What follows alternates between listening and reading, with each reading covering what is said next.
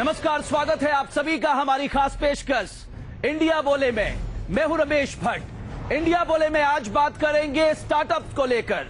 प्रधानमंत्री नरेंद्र मोदी ने एक नींव रखी है, एक नीति सामने आई है देश के सामने। क्या स्टार्टअप को फायदा होगा? मेरे गांव में नए नए स्टार्टअप सामने आएंगे। क्या इस देश की अर्थव्यवस्था को फायदा होगा? जो कल तक रोजगार मांगते थे वो रोजगार देने की क्षमता ला पाएंगे? ऐसे तमाम सवाल है स्टार्टअप को लेकर। और क्या जो ये नीतियां सरकार लेकर आई है, एक स्टार्टअप उसे समझता है और मानता है कि इससे उसकी तकदीर और तस्वीर बदल जाएगी। लेकिन आज मैं शुरुआत करूंगा हरिवंश राय बच्चन की उन पंक्तियों से। यकीन मानिए, एक स्टार्टअप की जिंदगी आपको इन पंक्तियों में छिपी दिखेगी।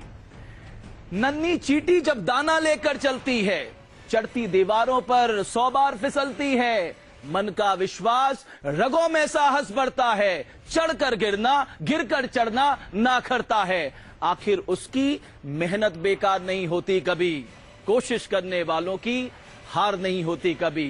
यह है स्टार्टअप की जिंदगी, यह है स्टार्टअप की दुनिया। और आज इसी पे बात करेंगे। मेरे साथ स्टूडियो में बहुत ही खास मेहमान जिन्होंने छोटे से कारोबार शुरू किया, आज वो स्टार्टअप की दुनिया में अपना नाम कमा रहे हैं। और यकीन मानिए, आने वाले समय में भारत के हमारे कई युवा साथी मुझे इसी मंच पे दिखाई देंगे एक नए स्टार्टअप के तौर पे।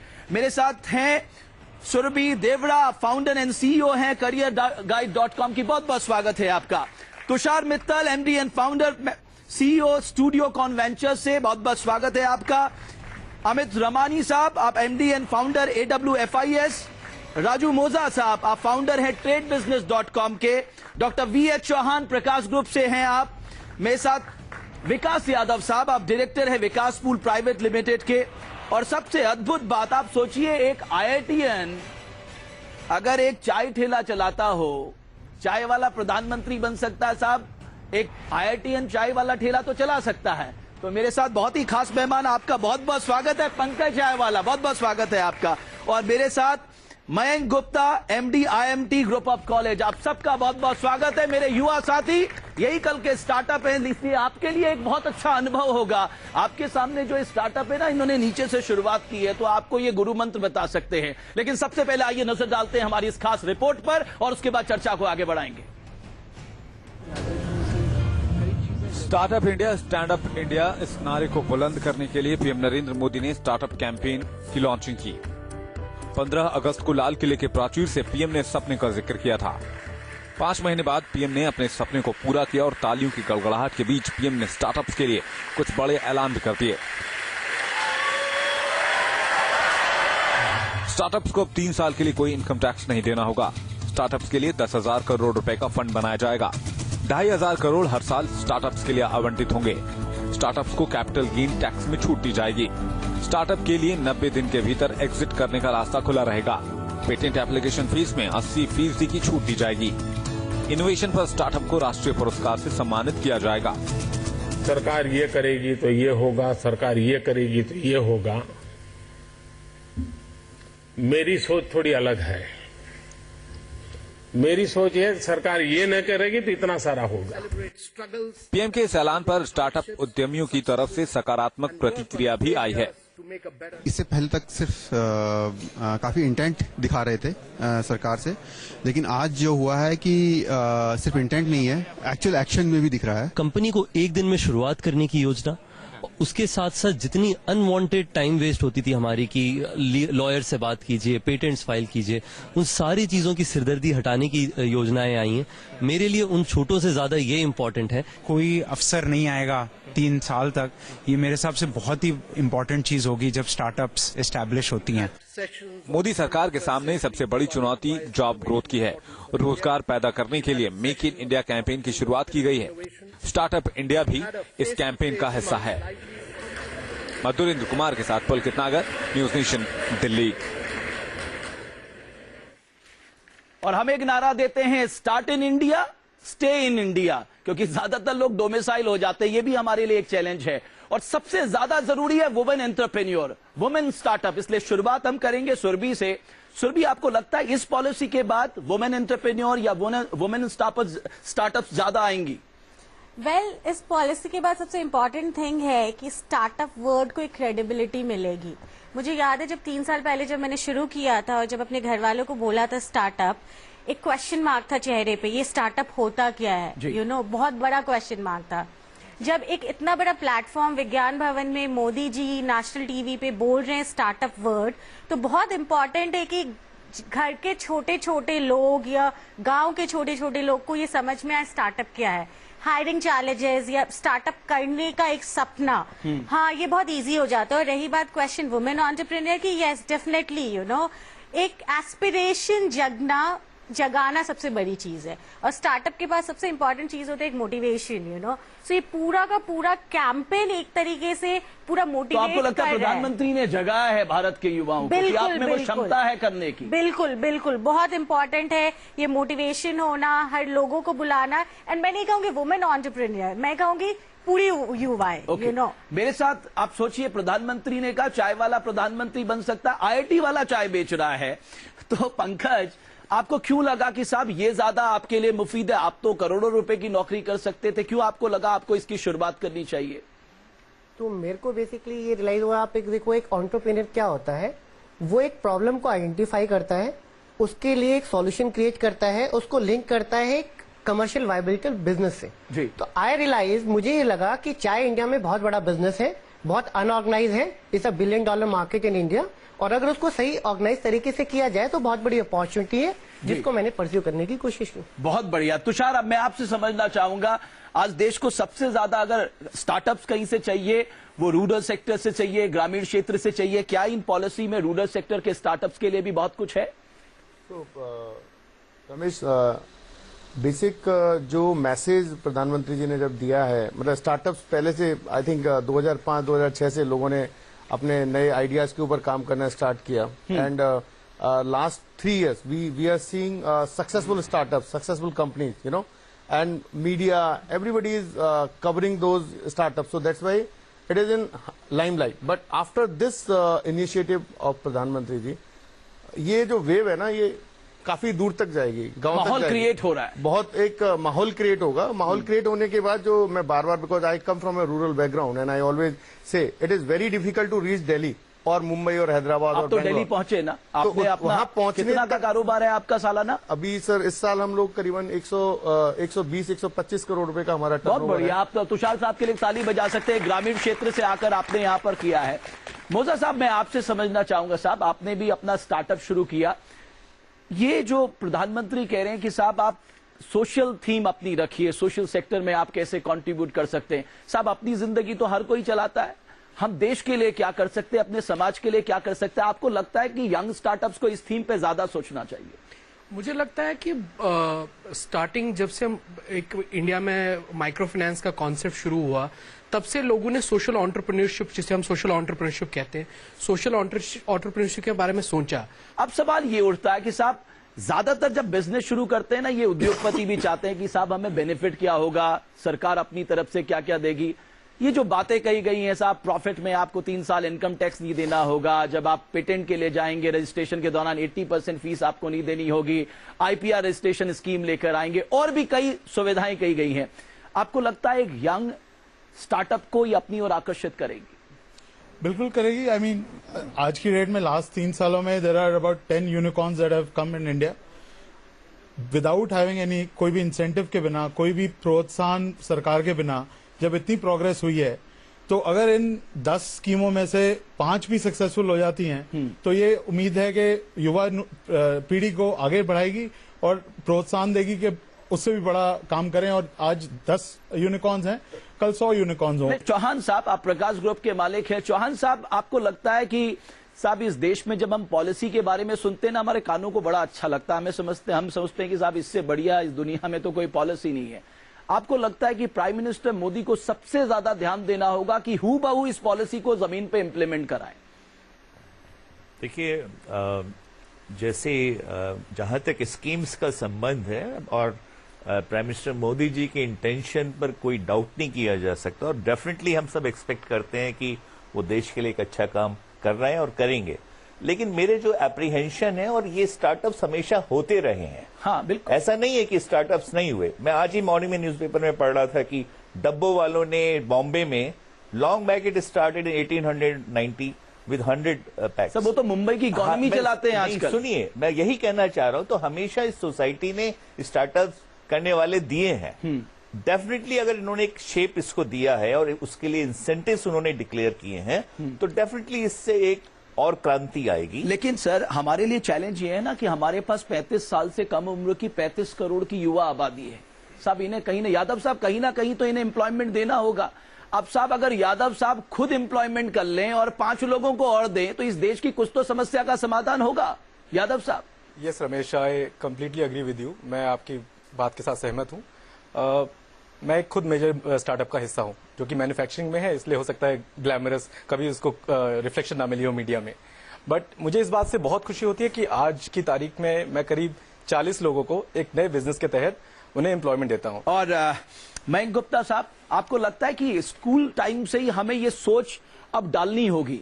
जब हम 8th में आते हैं, 9th में आते हैं, 10th में आते हैं, हमें ज्यादा फोकस किया जाता है साहब, आपको परसेंटेज ज्यादा लानी होगी। लेकिन आपको प्रैक्टिकल अनुभव लेते हुए ये स्टार्टअप की सोच जो है वो बाल्यकाल से ही लानी होगी अपने बच्चों के दिमाग में, तभी तो इतने बड़े देश में आप इतनी यंग जनरेशन को स्टार्टअप की ओर ला सकते हैं।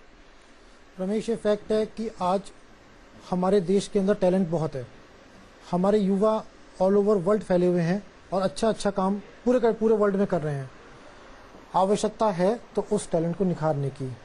अनुराग मेरे साथ असाटी साहब हैं, आप चलाते हैं कबाड़ीवाला.com और भोपाल से मेरे साथ जुड़ रहे हैं। अनुराग, ये सोच आपके दिमाग में कैसे आई कि साहब आपने नाम भी कबाड़ीवाला.com रखा? क्यों आपको लगा कि साहब आप यहां भी एक नया आइडिया, इनोवेशन डेवलप कर सकते हैं?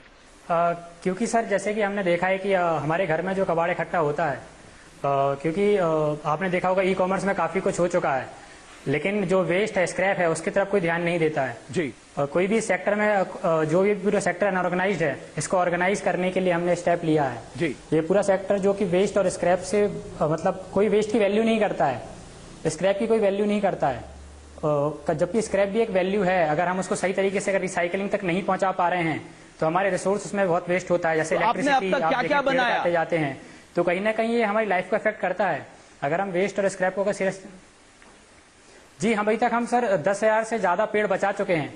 हमने अभी तक 500 से ज्यादा टन पेपर वगैरह रिसाइकलिंग फैक्ट्री तक पहुंचाया हुआ है। तो आप देखेंगे कि अगर हम अवेयरनेस फैलाते हैं, लोगों को इसके के बारे में अवेयर करते हैं, तो हम काफी कुछ में बदल सकते हैं। ओके, असाटी साहब आप मेरे साथ बने रहिए, आपने एक अच्छा काम किया और प्रधानमंत्री मोदी की भी यही थीम है साहब, हमें स्टार्टअप किन सेक्टर की ओर चाहिए। जी सर। आज हमारा हेल्थ सेक्टर है, वहां हमें स्टार्टअप चाहिए। हमारे क्वालिटी एजुकेशन के लिए हमें स्टार्टअप चाहिए, रूरल सेक्टर के लिए हमें स्टार्टअप चाहिए, एग्रीकल्चर सेक्टर के लिए हमें स्टार्टअप चाहिए, बायोटेक्नोलॉजी में हमें स्टार्टअप चाहिए, फार्मास्यूटिकल सेक्टर में हमें स्टार्टअप चाहिए। साहब, हमारे देश में संभावनाओं की कमी नहीं है, जरूरत है तो सिर्फ उन्हें आगे लाने की, उन्हें अवसर दिखाने की, उनके अंदर जो है उसे जगाने की, उनकी प्रतिभा को तराश कर उन्हें एक मंच प्रदान करने की, जो प्रधानमंत्री मोदी ने इस नीति के तहत दिया है। जब देश के स्टार्टअप सेक्टर में एक आमूलचूल परिवर्तन लाने की कोशिश की गई है, जो ये नीति सामने आई है, कितना बदलाव आएगा समय बताएगा। लेकिन मेरे कुछ युवा साथी यहां पर सवाल करना चाहते हैं, जिनको स्टार्टअप में कम से कम अपना भविष्य नजर आता है। जी, कहीं ना कहीं प्रधानमंत्री मोदी जी हर एक बार कोई योजना निकालते हैं, तो ये स्टार्टअप का जो योजना निकाले हैं, आप लोग इसमें सफल बनाने के लिए क्या कर रहे हैं? ओके, मैं आता हूं आप लोगों के पास। सर, इस योजना के तहत हमें कोई डॉक्यूमेंट्स ज्यादा की जरूरत नहीं है और 3 साल तक टैक्स भी नहीं देना। कहीं ये इस ओर सहायता नहीं करता कि ब्लैक मनी को व्हाइट के जरिए बनाया जाए। ओके, हाँ प्लीज। सर, जब हम स्टार्टअप की बात करते हैं तो हमेशा शहरों की याद आती है, तो ग्रामीण क्षेत्रों में हम इस योजना को कहां तक पहुंचा सकते हैं, इसका इम्प्लीमेंटेशन? मैं आपको बताऊं, प्रधानमंत्री ने सबसे ज्यादा कहा है कि हमें हर ब्लॉक, हर डिस्ट्रिक्ट से एक स्टार्टअप चाहिए। सर, मैं ये पूछना चाहता हूं कि अगर हम 4-5 लोगों की टीम अगर एक बिजनेस स्टैंड करना चाहते हैं, वो कौन से मेन पॉइंट्स होंगे जिन पर हमें खास ध्यान देना पड़ेगा? ओके, उन पे सबसे ज्यादा। हाँ, पूछिए। मैम, मैं आपसे जानना चाहूंगा, जब आपने 3 साल पहले स्टार्टअप किया तो उस दौरान आपको जो प्रॉब्लम फेस करनी पड़ी थी, अब जो पॉलिसी आई है पीएम की, तो प्रॉब्लम हमें फेस नहीं करनी पड़ेगी, लाइक वो सिंगल अथॉरिटी हो, जैसे हम अथॉरिटी के लिए अलग अलग विंडो में जाना पड़ता है। सिंगल विंडो सिस्टम आपने एक ऐप के जरिए। हाँ, don't you all think means कि अगर जो वेंचर कैपिटलिस्ट इंडिया के हैं, उनको अगर गवर्नमेंट ऐसी पॉलिसी लाती कि उनको प्रमोट किया जाए तो ये बेटर होगा rather than foreign venture capitalists. Okay, ये एक अच्छी बात आपने कही है। मैं और अपने साथियों के पास आऊंगा। एक बात सुरभि जी आप जवाब दे सकती हैं, आपसे काफी सारे लोगों ने सवाल किया।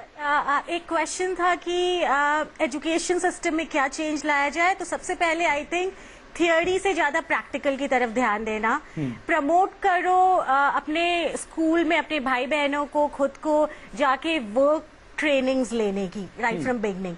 थियोरी से ज्यादा इंडस्ट्री तक जाओ, वहां सीखो, वहां लोगों से इंटरेक्ट करो। हम यहाँ पर कुछ पलों के रुक रहे हैं, मेरे बाकी मेहमान कुछ कहना चाहते हैं। मैं आपसे सजेशन भी चाहूंगा इस पॉलिसी में और क्या कुछ ऐड हो सकता था जो नहीं हुआ, और साथ ही साथ कुछ ऐसे खास सेक्टर हैं जहां पर सबसे ज्यादा ध्यान सरकार को देना होगा, वहां ज्यादा सुविधाएं मिलनी चाहिए ताकि लोग उसकी ओर आकर्षित हो सके। हम जब इंडिया बोले, एक और जो दिक्कत है वो है माइग्रेशन की।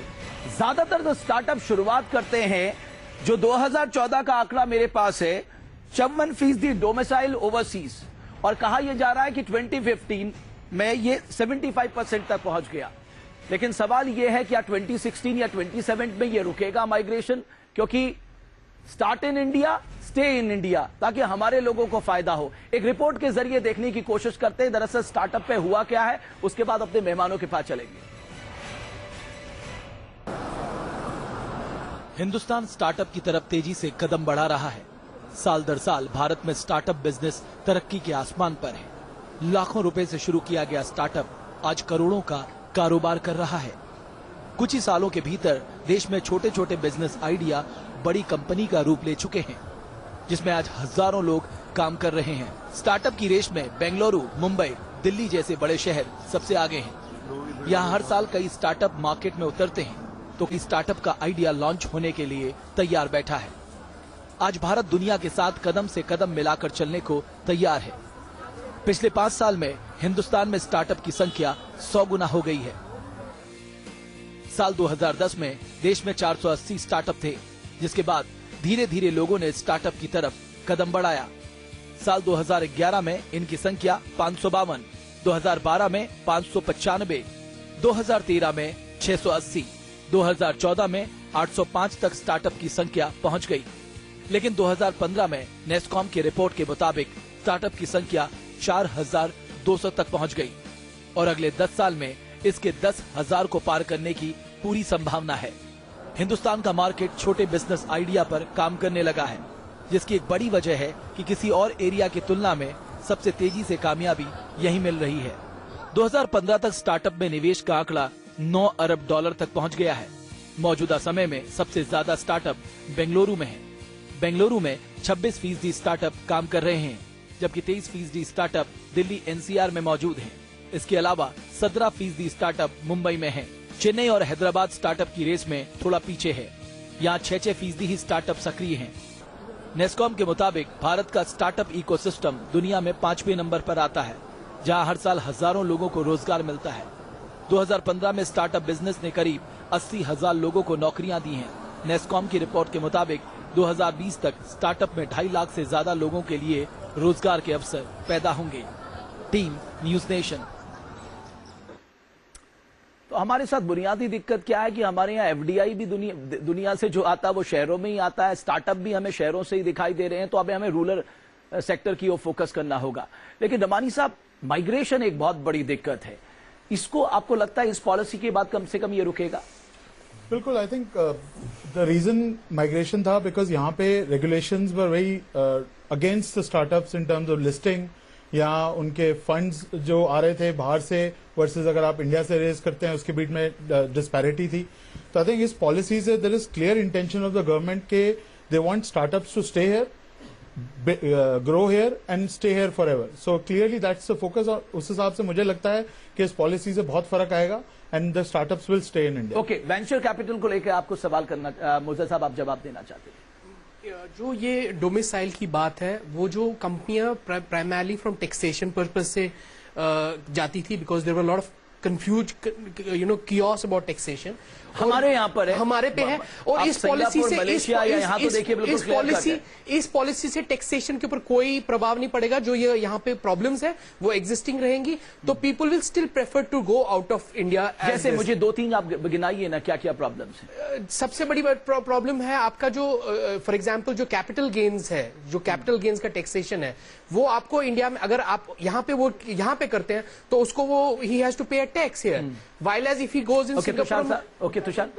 New policy which PM has announced that capital gain taxes. लेकिन कैपिटल गेन शर्तों के साथ आपने शर्त लगा दी, आपने कहा आप कुछ बेचेंगे, अगर आप अपने स्टार्टअप में उसको खर्च करेंगे तो हम आपको कैपिटल गेन टैक्स नहीं लगाएंगे. But there is like any. I'm talking from angel investment point of view, from an investment point of view. देखिए कोई भी पॉलिसी कोई गवर्नमेंट जब बनाती, first thing we should appreciate कि at least some policy has come, okay, and then after some time like when they see nitty-gritties of the business and the response from the public, then definitely there will be some change. But अगर हम ये statement दें कि सारे startups को या maximum startups को बाहर जाना पड़ेगा, वो देखो टैक्स हेवन नहीं, वो जाएंगे साहब, वो जाएंगे.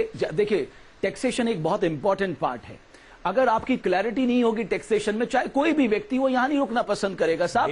वो सिंगापुर में एक दिन में 2 घंटे में कंपनी खोलने के लिए तैयार है, वो मलेशिया में 2-3 घंटों में कंपनी खोल देगा, यहां उसको 3 साल लग जाएंगे.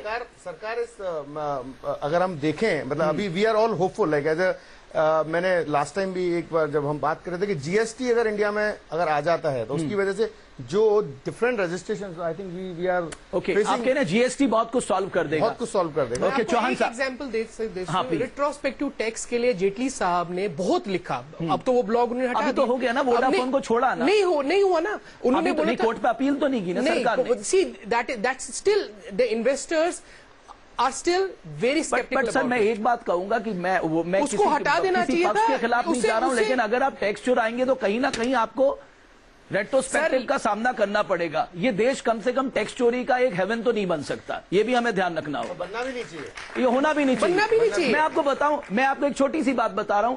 कॉर्पोरेट टैक्स कितना हमें 30% प्लस सरचार्ज और सेस 34%. हमें मिलता कितना है साहब? 23%. 5,60,000 करोड़ से ज्यादा आप एग्जम्पशन में दे देते हैं बड़े बड़े उद्योगपतियों को. तो हमें इन बातों को भी ध्यान में रखना चाहिए. असाटी साहब, कभी आपको लगा कि आपको स्टेट गवर्नमेंट की मदद चाहिए, या कभी आपको इस तरह की मदद मिली, या आपको चाहिए कि स्टेट गवर्नमेंट को भी अपना नजरिया बदलना चाहिए? आपके यहाँ तो शिवराज सिंह चौहान है साहब, वो तो स्टार्टअप के बड़े करीब माने जाते हैं. जी यहाँ पे हमारे यहाँ हमारा जैसा काम है, जो पूरा वेस्ट मैनेजमेंट का काम है, जो हम लोगों ने वेबसाइट चालू की थी kavadiya.com, इसमें तो हमें लगता है स्टेट गवर्नमेंट का सपोर्ट मिलना चाहिए, क्योंकि जो हम काम कर रहे हैं इसमें पूरा वेस्ट से रिलेटेड काम होता है. और जैसे कि हमारे यहाँ सीएम शिवराज सिंह चौहान, यहाँ पे कॉम्पिटिशन तो होते हैं. ई गवर्नेंस, जैसे हम लोग को शिवराज सिंह चौहान जी ने ई गवर्नेंस अवार्ड भी दिया हुआ है इस चीज के लिए. तो हम लोग वो अपनी तरफ से उन्होंने जो चल रहा था कंपटीशन, जो अवार्ड चल रहे थे, वो तो हमें दिया गया है. हम और भी उम्मीद, मतलब सपोर्ट की तो उम्मीद रखते ही हैं कि हाँ हमें सपोर्ट मिले, ताकि हम जो भी हम अपनी तरफ से कोशिश कर रहे हैं, जैसे आप अभी बात चल रही थी कि बड़े शहरों में स्टार्टअप्स बहुत जल्दी सक्सेसफुल भी हो जाते हैं और सपोर्ट भी बहुत मिलता है. बिल्कुल, सब बड़े शहर की तरफ ही भाग रहे हैं, बेंगलोर मुंबई की तरफ. जैसे हम भोपाल में हैं, भोपाल में हमें इसे ऑपरेट करने के लिए और काफी चीजों में बहुत सारी कठिनाइयों का सामना करना पड़ता है. बिल्कुल, तो हमें लगता है कि हाँ, हमें अगर स्टेट गवर्नमेंट सपोर्ट करेगी तो हम इसको काफी तेजी से कर सकेंगे और काफी अच्छे तरीके से कर सकेंगे. पंकज जब आपने शुरुआत की थी, पंकज जब आपने शुरुआत की थी, तो आपको, जब आपने शुरुआत की, आज पॉलिसी आने के बाद आपको लगता है कि आपको जो प्रॉब्लम आई वो दूसरे यंग जो स्टार्टअप है उसको परेशानी नहीं आएगी, या अभी भी वो कंडीशन प्रिवेल करेंगी इस पॉलिसी के आने के बाद भी? मेरे को बेसिकली ये लगता है कि आज पॉलिसीज बन तो गई हैं, हर एक चीज की शुरुआत एक सोच से होती है. हाँ, पॉलिसीज बन गई हैं, लेकिन उनका इम्प्लीमेंटेशन उस तरीके से होता है नहीं होता है, उस पे ये सारी चीजें डिफाइन करेंगी. आज लोग बोल रहे हैं कि 3 साल तक आपको टैक्स नहीं भरना पड़ेगा. वो प्रॉफिट में टैक्स नहीं बनना पड़े, इनकम में नहीं, प्रॉफिट जो आप कमाएंगे. लेकिन क्या बड़ी शर्तों के साथ आपको बड़ी बारीकी से ये पूरी पॉलिसी पढ़नी होगी. तो 3 साल तक क्या कोई प्रॉफिट बनाने वाला कितना कमा लेगा? मैं वही तो कह रहा हूँ, क्या कमाएगा? 3 साल तक तो प्रॉफिट बना ही नहीं पाता. प्रॉफिट तब तो खर्चा 1 रुपया, आमदनी उसकी कम हो जाएगी. सबसे इम्पोर्टेंट जो स्टार्टअप की डेफिनेशन है, ठीक है, उसको आपने क्लटर्ड और कर दिया है. ठीक है, उसको आपने सिंप्लीफाई नहीं किया, आपने उसको क्लटर कर दिया. स्टार्टअप की डेफिनेशन को आप देखिए, जो एलिजिबिलिटी क्राइटेरिया, उसको इंक्यूबेशन लेटर होनी चाहिए, फलाना डिमकाना होना चाहिए, या जिसको इंटर मिनिस्ट्रियल DIP का अप्रूवल होना चाहिए, तब आपको वो फायदे मिलेंगे. So what you are trying to do is minimum government तो ला ही नहीं रहे हो आप तो इसमें और गवर्नमेंट डाल रहे हो. ठीक है, तो साहब मोदी जी तो कहते हैं मिनिमम गवर्नमेंट, मैक्सिमम गवर्नेंस, वो तो हो नहीं रहा है यहाँ पे. इसीलिए अगर आपको स्टार्टअप की डेफिनेशन एक सिंपल रखिए कि भैया इतने कैपिटल का ये पैरामीटर्स है, एक नया फॉर्मेट, एक जैसे कंपनीज एक्ट LLP है, उसमें एक नया कर दीजिए स्टार्टअप प्राइवेट लिमिटेड. अभी तो शुरुआत हुई है, आप जैसे जो युवा साथी हैं वो सुझाव देंगे. मुझे लगता है उन्होंने स्टार्टअप के लिए अपने ऐप में भी सुझाव मांगे हैं. मुझे लगता है मोजा साहब आप वहां पर ये सुझाव जरूर दीजिए ताकि पॉलिसी में बदलाव आए। विकास, आप कुछ कहना चाहते हैं, उसके बाद मैं अपने दूसरे साथी के पास आऊं। जी रमेश, सारे पैनलिस्ट की बात सुनने के बाद और ऑडियंस में काफी सवाल जो आए उन सबको सुनने के बाद मैं अपना पर्सनल एक्सपीरियंस से जो कहना चाहूंगा, हमारे देश में थोड़ी कल्चरल चेंज की भी एक बहुत जरूरत है। यहाँ पे एक माइंडसेट बना हुआ है कि सारी मदद सरकार से ही आई। मैं उसके टोटली खिलाफ हूँ। बहुत बढ़िया। मेरी यंग एज पे मैंने नोटिस किया है कि लोग एफर्ट ही नहीं शायद लेना चाहते, और जो लेना चाहते हैं वो अपने फेलियर का ब्लेम कहीं ना कहीं किसी न किसी पॉलिसी पे डालना चाहते हैं। कल्चर चेंज से मेरा मतलब है परिवारों में, हमारे माता पिता में, भाई बहन में, दोस्तों में ये एक्सेप्टेंस आए कि मेरे दोस्त ने कुछ स्टार्ट किया। मैं यहाँ पंकज को कांग्रेचुलेट करना चाहूंगा। उन्होंने कई सारे स्टीरियोटाइप अभी बैठे बैठे मेरे सामने तोड़ दिए। IITN होने के बाद उन्होंने चाय का काम शुरू किया, नाम भी उसे चाय ठेला दिया, जो बिल्कुल हटके, यू विल एक्सपेक्ट कि चाय kiosk. There was an incident कि मेरे फादर इन लॉ बैठे हुए थे किसी के साथ और उन्होंने बोला कि आपके दामाद क्या करते हैं, तो बोला कि वो चाय ठेला अभी then he started suggesting me यार इसका नाम थोड़ा चेंज कर लो। That social taboo is still there और हम लोगों में वो डर है कि हम फेल हो जाते हैं। शादी तो हुई ना? हाँ, शादी। आई टोटली अप्रिशिएट इट, मैं रिस्पेक्ट करता हूँ आपकी। आपने स्टीरियोटाइप में थोड़ा नाम चेंज कर दिया, IITN से होकर चाय ठेला किया है, एंड उसके बाद आप यहाँ बैठे हैं तो आप सबसे कैजुअल कपड़ों में बैठे हैं। मैं इस बात को टोटली अप्रिशिएट करता हूँ। जो हमारा स्टार्टअप है वो काम के बारे में होना चाहिए। हमारे माता पिता, हमारा सोशल सर्कल जो है ना, पहले तो फेलियर को एक्सेप्ट करे और अटेम्प्ट को अप्रिशिएट शुरू करें। ओके मयंक, यहाँ पर एक सवाल आया बिकॉज आप हायर एजुकेशन से जुड़े हुए हैं।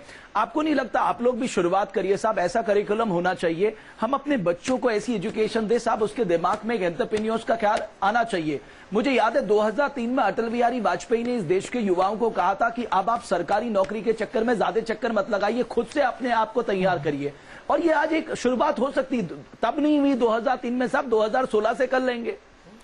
देखिए, देश का युवा पोटेंशियल है, इसमें कोई डाउट नहीं है, लेकिन हमारा फेलियर कहाँ हो रहा है? हमारा फेलियर गवर्नमेंट पॉलिसीज की वजह से हो रहा है। सेंट्रल की पॉलिसीज और स्टेट की पॉलिसीज बिल्कुल डिफर हैं। सेंटर स्टेट को सपोर्ट नहीं करता, स्टेट सेंटर को सपोर्ट नहीं कर रहा। अल्टीमेटली सफरिंग एजुकेशन सिस्टम में हो रही है। एजुकेशन का स्टैंडर्ड डाउन जा रहा है। जो एजुकेशन स्टूडेंट को मिलनी चाहिए, जो गवर्नमेंट सपोर्ट स्टूडेंट को मिलनी चाहिए नया बिजनेस करने के लिए, या बहुत बेसिक सी चीज है, सिलेबस करिकुलम भी अपडेट नहीं हो पा रहा है, क्योंकि दोनों गवर्नमेंट के डिफरेंसेस हैं। स्टेट गवर्नमेंट की, सेंट्रल गवर्नमेंट की बात नहीं सुनती, सेंट्रल गवर्नमेंट स्टेट गवर्नमेंट। तो विकास सरकार की जरूरत होती है, वो इसलिए होती है क्योंकि इस देश में नीतियां, कानून सब कुछ सरकार बनाती है साहब। आप ये कह सकते हैं आप हमें मदद भी नहीं कर रहे, हमारे काम में टांग भी मत अड़ाइए। मैं आपकी बात से पूरी तरह से एग्री करता हूँ, लेकिन सरकार लोगों से ही बनाई हुई है और लोगों में से ही चुन के आई है। ओके, मैं किसी गवर्नमेंट के फेवर या अगेंस्ट में नहीं हूँ, लेकिन मैं लोगों की स्पिरिट चाहता हूँ कि हमेशा पॉजिटिव रहे। बट काश हमारे यहाँ जनप्रतिनिधि को वापस बुलाने का अधिकार होता तो कुछ दबाव तो होता जरूर। मैं आ रहा हूँ आपके पास सर, यहाँ पर कुछ पलों के लिए हम रुक रहे हैं। और जब प्रधानमंत्री नरेंद्र मोदी संबोधन कर रहे थे, उन्होंने कहा जुगाड़ टेक्नोलॉजी भारत में बहुत मशहूर है और हम अपनी जुगाड़ टेक्नोलॉजी से कुछ का कुछ कर सकते हैं। हम भी, हमारा चैनल भी एक कार्यक्रम दिखाता आइडिया इंडिया का, और उसमें इस तरह के अनुभव सामने आते हैं। मैं आपसे चौहान साहब शेयर करना चाहूंगा कि पानी की मशीन के लिए हमें बड़ी बड़ी मशीन 10, 15, 20 हजार में मिलती है। एक इनोवेशन के चलते उसने 250 रुपए में मशीन बनाई है, उसने उसे पेटेंट करा है।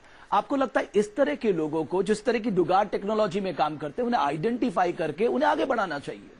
बिल्कुल, इसमें कोई डाउट नहीं है। और ऐसे टैलेंट हमेशा हम देखते हैं जिन्होंने बहुत रूरल टेक्नोलॉजी, जो सिंपल चीजें लेके आए हैं। रमानी साहब, मिशन के under they are setting up 35 incubation centres, 30 innovation centres, 7 research parks, 5 biotech parks. So I think clearly government की इंटेंट जो है इस मिशन के जरिए हर इंडिया के कोने कोने तक पहुंचने का मिशन है। असाटी साहब, आपको लगता है कि भोपाल के अलावा भी इंदौर है, आपके बाकी सागर शहर हैं, यहां भी कुछ स्टार्टअप होने चाहिए? भोपाल तो साहब राजधानी है, फिर से मैं कहूंगा एक वो शहर है।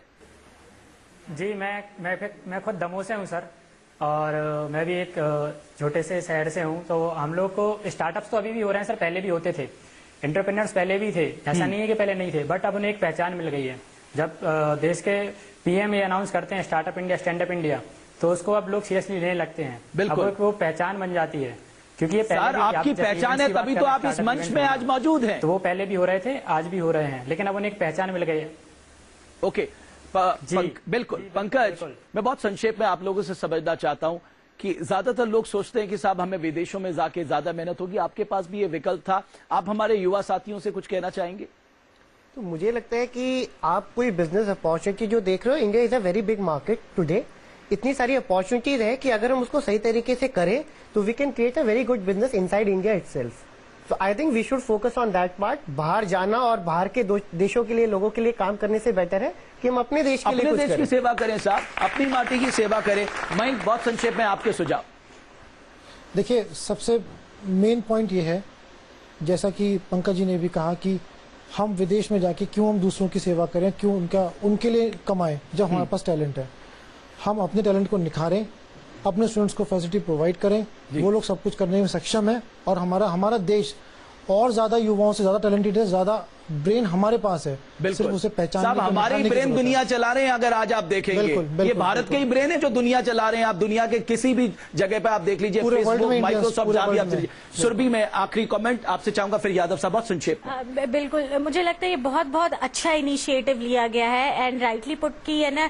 ये जितने भी इनिशिएटिव है गवर्नमेंट के, जो जितने भी बाकी स्किल इंडिया, स्वच्छ इंडिया, या जितने भी इनिशिएटिव है, इस इनिशिएटिव को स्टार्टअप इंडिया के साथ जोड़िए और फिर देखिए नेक्स्ट 2-3 साल में कैसा चेंज होता है। विकास बहुत संक्षेप में। बहुत ज्यादा फोकस रूरल इंडिया पे हो रहा है और आपने अभी बात करी, काफी लोग हमारे लोग दुनिया चला रहे हैं। मैं यहाँ चाहता हूँ एक पार्ट जो मिसिंग है, जो किसी ने भी डिस्कस नहीं किया, हमारे देश में हर आदमी की एक एस्पिरेशन है, जीवन किस तरह से जीना है। वो फैसिलिटी जीने की, एक अच्छा घर, एक अच्छा हॉस्पिटल, एजुकेशन आज भी हमारे गांव में उपलब्ध नहीं है। बिल्कुल, मेरे पास आइडिया है, मैं गांव में जाके एग्जीक्यूट कर सकता हूं, एक नहीं 10 idea. I know people who have. आप एस्टेब्लिश कर सकते हैं, मैन पावर वहां नहीं है। आप कम से कम देश में मेरा जो आइडिया है बना है विकास, नहीं आपके आइडिया को सम्मान मिलेगा। मुझे ऐसा लगता है इंडिया में, दिल्ली में खासतौर पे हर आदमी गांव से ही है, बिल्कुल कोई दिल्ली का नहीं। मेरा एक सजेशन है ये आपके माध्यम थ्रू कि ये जो स्टार्टअप इनिशिएटिव है इसको DIPP से, कॉमर्स मिनिस्ट्री से हटा के फाइनेंस मिनिस्ट्री में लाया जाए, क्योंकि DIPP ऑलरेडी ओवरबर्डन है वर्क से। बिल्कुल, तो ये एक बहुत इंपॉर्टेंट एलिमेंट है। अगर इसको सक्सेसफुल बनाना है तो DIPP से निकालने, कॉमर्स मिनिस्ट्री से निकाल के मिनिस्ट्री ऑफ फाइनेंस में एक अलग से एक ज्वाइंट डिपार्टमेंट बना दिया जाए, ज्वाइंट सेक्रेटरी लेवल का करें। आप सबका बहुत बहुत शुक्रिया इस चर्चा में आने के लिए। मैंने शुरुआत की थी हरिवंश राय बच्चन की कविता से, मैं उसका समापन भी उसी से करूंगा कि लहरों से डरकर नौका पार नहीं होती कभी, कोशिश करने वालों की हार नहीं होती कभी। हमें यकीन है कि अगर हमारे युवा साथी चाहेंगे तो वो निजाम कुहुन भी बदल डाल सकते हैं, बशर्त है कि कोशिश करनी है, आगे बढ़ना है, भारत की तस्वीर और तकदीर बदलनी है। बहुत बहुत शुक्रिया आप सभी का।